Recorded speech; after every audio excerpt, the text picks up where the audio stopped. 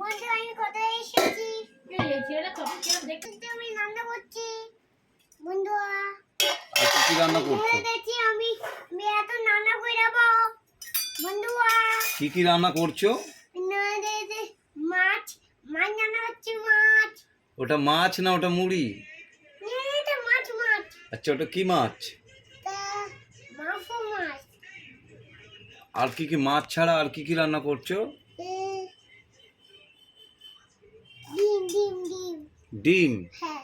কটা আছে ডিম? দুটো দুটো।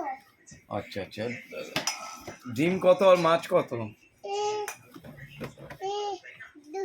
10 টাকা। ডিম 10 টাকা? হ্যাঁ। আর মাছ? মাছ 500। 500? হ্যাঁ। কি মাছ?